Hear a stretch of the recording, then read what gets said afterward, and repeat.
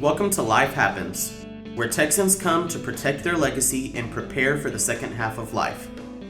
Join your host, Attorney Kim Hegwood with Hegwood Law Group, and our weekly guest as we navigate the challenges that emerge as life happens. Now here's your host, Kim Hegwood. Good morning and welcome to Life Happens with me, Kim Hegwood, and our very special guest today is Richard Claywell. And while Richard's, I think the letters are CPA, Richard does a whole lot of good things. We've known each other forever. And we're going to talk today about elder fraud abuse, because we find it a lot in our practice that we're having those sort of issues. So we're going to talk a lot about that today. Richard, thanks for joining us on the show today. Well, thank you, Kim, for having me. I really appreciate it. This is something that I'm really interested in. As you know, my wife has dementia, and she gets some of this over the phone. And I'm really interested in trying to curtail that with everybody. Yeah. So can you give our listeners some examples of how individuals can be taken advantage of? There are a number of different ways where the elderly, and not just the elderly, but you and I can be taken advantage of. And one of those is a case we did years and years and years ago. And this was an elderly lady. She must have been mid-80s or something like that. I think she had the beginnings of dementia. I really didn't know a whole lot about it way back when. But she lived by herself, and she had two caretakers. They're taking care of her during the day. Family members had access to her checking account, and they were supposed to be monitoring her checking account. These two ladies, when I got involved in this, and I was actually contacted by the Texas Adult Protective Services if I take a look at what her finances were. These two ladies were each in excess of 300 pounds. They were not skilled caretakers, but they were there taking care of this lady. Her grocery bill was about in excess of $300 a month. So if you look at the little frail elderly lady, she doesn't eat that kind of food every day. Her nephew was doing most of the check writing, and during this process, he bought a boat and he bought a motorcycle. Nobody besides the nephew was looking after this. So he had a free checking account to do whatever he wanted to do. Now, I don't know what actually happened to this. When I found this out, I put together a little report, and I gave it to the Adult Protective Services, and they found a bank, and the bank became a trustee of her. So I never found out what happened to the two ladies and or the nephew. Another thing that is interesting for the elderly is elderly romance, if you want to call it that. We had a client, this was a number of years ago, and he met a lady, and he was probably 30 or 40 years older than she was, which is fine. I've got no problem with that whatsoever. But they moved in together. He paid 100% of her costs to get a degree above and beyond a bachelor's degree. Actually, it was a law degree that he paid for. He also decided to buy her a home, and the home was in excess of $250,000. They eventually moved into her house. We actually filed a gift tax return, which kind of solidifies that it was a gift, but the deed was made out in her name. His two children found out about this after he died. They were upset. Yeah, I bet so. And they were calling me saying, "Why did you let Dad do this?" I said, "Well, you need to talk to whatever the lady's name was. You need to talk to her about this. He's a tax client, and I really can't discuss his information with you." But I do know that they were extremely upset with the fact that he paid in excess of $250,000 for a home for the lady. Also, and I've had the quote, the IRS or the Social Security or some other federal agency will call a client. Now, they don't do that. So this is a warning for people. If you get a call from Social Security or the Internal Revenue Service out of the blue, it's a scam. Just at the get-go, it is a scam. My wife has received several of those phone calls, and she calls me and she's hysterical. I mean, because they threatened to come and get her because we owe these back taxes. They're making arrangements to go put her in jail and all that sort of thing. But the issue is the IRS does not do that. But they will call and say that you owe X number of dollars in taxes, and they will threaten you to take you to jail if you don't pay those taxes. So if you're not familiar with how it works, I think it's very, very threatening. And again, my wife was just hysterical over this. Now, I've been fortunate enough to have 2, 3, or 4 times the quote IRS call me, and when they do, for me, it's kind of a break during the day. I just sit back and they typically call me on my cell phone, and we'll have a discussion about the fact that we owe a lot of taxes, and I will tell them, and we don't owe the taxes, by the way. Yeah. And I've never been in jail or prison, so just preface that, okay? So they will talk about these back taxes that I owe. And I will tell them, look, I don't have the cash and my credit cards are all maxed out. I just can't pay any tax that you've got. Well, then that's when they start to threaten you with jail time. And so what I've told them is, I've done this 3 or 4 times, is that, look, I've been in prison before. And when I was in prison, I got 3 square meals a day. So if I can't pay my tax, will the IRS still give me 3 square meals a day if I go to jail? They hang up on me. Okay.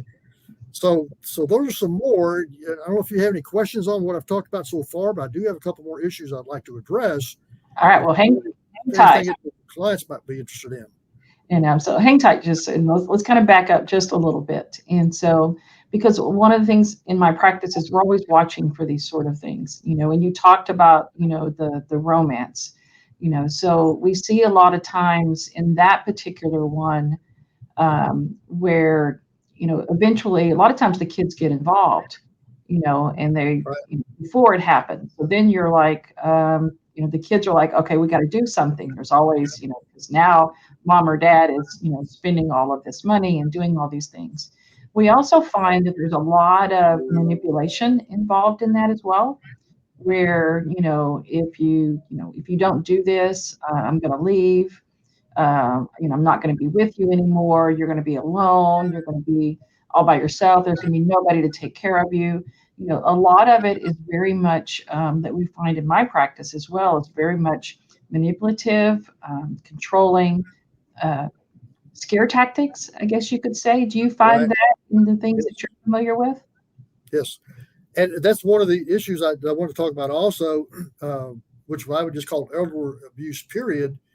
That's where somebody that is not mentally impaired, and I say that because I'm thinking of my wife right now, and she's in the early stages of dementia, and I can see where somebody could very easily come into our home and take care of her, and threaten not to give her the medication she's supposed to have, threaten her not to do this, that, or whatever, and so therefore she's going to, I guess in theory, write a check to somebody for something. Next thing you know, they're down at the bank, they've cashed the check, and I don't find out about it for a week or so. So now they've taken X number of dollars. So I see that happen also. I'm not sure what happens to those people. They're not real high on my list. So we had, with my grandparents, I had caregivers, and they were just private caregivers. Initially, we had a company, but he didn't like he didn't like one of the ladies, and they didn't have somebody, so we found private caregivers. And so, in one of the private caregivers was somebody that I knew, but still, even though I knew them, still stealing stuff. So taking stuff little bit by little out of the house. So one of the things we always tell clients, when there's caregivers coming in, to take out anything valuable. I took pictures of every single wall, because I could walk into the house and I'd go, there's something different, but I couldn't put my finger on it, Right. so you knew that there was something missing, so you take pictures of everything, or if you video camera, with iPhones now, because back then, this was in the mid 2000s, so phones weren't as good as they are now, but definitely videotaping, all of this stuff, putting things away that they shouldn't have, sentimental things as well, because you'd be surprised what people will take. I was surprised because none of the stuff was very expensive at all. It was more, sentimental, and it might have gotten, a few bucks, at the pawn shop, I guess. But we'd already taken out most everything that really significant. And here I thought because it was somebody I knew, I would be okay. That wasn't the case. So I had to literally threaten every caregiver and said, we monitor, I match the pictures up every week. Anything missing, I'm going to file criminal charges against every one of you. We're going to let the police determine who's guilty. So, but I knew it was the one particular one. I had caught her basically. But still, it's one of those things where you have to really be careful. My grandfather liked her, so that made it worse because he really liked her, but I got the checkbook at that point in time. So the checks were no longer at the house. And because I couldn't trust her not to ask him for money, and so it made it really difficult, to do things, to take care of them because of how the manipulations were occurring. And so, what I think it's unfortunate that people do this. I just, as far as I'm concerned, they're scum of the earth taking advantage of people like that. Yes. But that maybe have something to do with, and again, I found out since my wife's got the beginnings of dementia, that there are a number of different companies out there that provide these various types of services. And I'm sure that the caretakers are licensed, and there's probably some sort of a bonding or fidelity bonds where there is some protection. It doesn't protect the theft. And saying that, I think that you and I, as the children, I guess, we need to monitor this stuff. And, you don't have to look at it every single day, I don't think. But, we need to look at mom and dad's checkbooks, our aunt or uncle, whoever it happens to be, to see where the cash is going. Take a look at their credit cards. I give you my credit card to go buy whatever it happens to be. Next thing I know, there's a $10,000 charge on it that I didn't make. So we have to watch this stuff. Yeah. So I didn't catch it initially till the statement came in. So I had no idea that it was a problem till the statement came in. Right. So let's talk about how do scams with grandparents or seniors or something work? What do you find in your business? What I'm seeing is, and I really understand this now better because of my wife, which is unfortunate, but that's just the way life is going to be. But somebody will call and they will say, depending who answers the phone, hi, Grandma, hi, Granddad. This is, or do you recognize me? Or do you know who I am? And the grandparent is probably feeling guilty because I got my grandkids calling me and I really don't remember who you are. So it's Nathan or it's Elizabeth, or whoever it happens to be. That's right. So now the scammer has got a confirmation of who we're dealing with. So they will tell them that they've got some sort of financial problem. I've got to go to school. I don't have the money to go to school. I can't pay the rent. I can't make my car payment. Can't make my house payment. And I really need some money to do that. But gee, Grandma, I'm really embarrassed about having this financial problem here. I need to see if you can help me out. But I really don't want the family to know about this. Well, the grandma understands, and it's an embarrassment to the family that this kid has got a problem. Well, how much money do you need? Well, the next thing you know, we're getting this through a gift card or some other transfer where they can't get the money back. And now we got multiple calls because, gee, Grandma, I talked to you, last week or the week before, and now I still have a continuing problem going on. And so the money just keeps going out, and going out. And the children are not watching for this. Next thing you know, these people have taken a tremendous amount of money that can't be recouped. It's just not going to happen. Yeah. So that's a problem that I see also. I'm finding too in my practice that we're getting that people are getting a lot of call from overseas, and they're pretending to be charities. They're pretending to be all kinds of things. One, they call and they try to make them their girlfriend or boyfriend or something. I mean, just things that you would think, oh my gosh, that to have to spend time to think about how you can hurt somebody to get something, Yep. it's always frightening to me, to see, how these things occur. I always laugh because, you get the ones that, they call and say, oh, I'm in jail. I need you to, send money so I can get out. I tell all my clients, you just tell them to call the bail bondsman and everything will be fine. There you go. And, and then, you hang up and you call their parents or you call back to a number that, never assume that somebody's having the kind of trouble they are. Hang up, find the phone number, call back. Always make sure that they're calling from a number you recognize. If not, don't do it. Yep. So, and we spend some time with our clients too, and Richard, I'm sure you do as well when, you're, seeing them, often, but I like to sit and talk to mine about how things are going. What's new, you're still living by yourself, and you find a lot of information Right. just by having conversations. Yes. So as my clients get older, I tell them, I want to see you more often. Just come in and have a cup of coffee, because Yep. we're always on the lookout to try to make sure that we can protect them as much as possible. And so, That's right.